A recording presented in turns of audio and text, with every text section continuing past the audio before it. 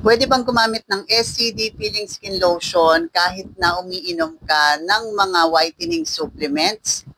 So yan po ang sasagutin natin for today's video kasi marami po ako nakikita ganito yung mga tanong nila sa comment section ng aking mga videos. Nagtitake daw sila ng glutathione capsule, nag-inject daw sila ng glutathione capsule, umiinom daw sila ng pills at kung ano-ano pang mga pampafresh. Kaya pwede pa daw ba nilang ituloy ito? Katulad na lang ng comment nito, ang isang kadyosa natin, sabi niya, Mi, pwede ko ba itigil? First night pa lang naman, nagamit ako.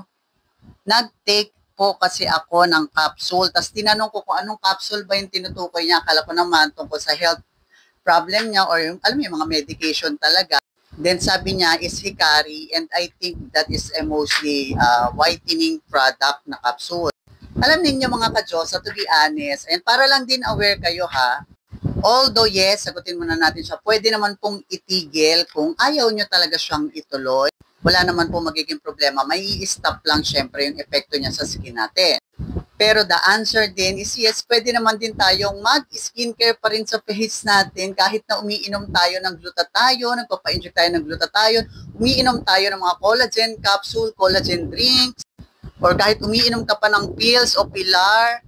Magkaiba naman po kasi ang benefit niyan. Yung iniinom natin orally, ayan po ay for internal. Pag ininom mo siya, mag-glow ka outside.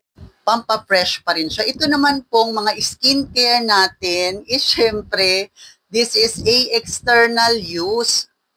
Actually, that is a good combination na umiinom ka na ng pampaputi at nag-aalaga ka pa rin from outside. That is a very good combination.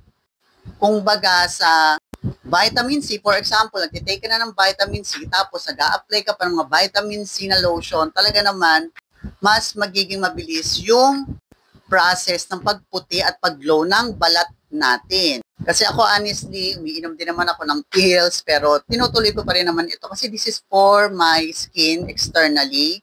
Kasi aminin nyo't hindi, kahit naman umiinom tayo ng gluta, meron pa rin tayong mga dark pigments sa skin natin, such as for example, pimple marks. Hindi naman yan basta naaalis ng mga capsule.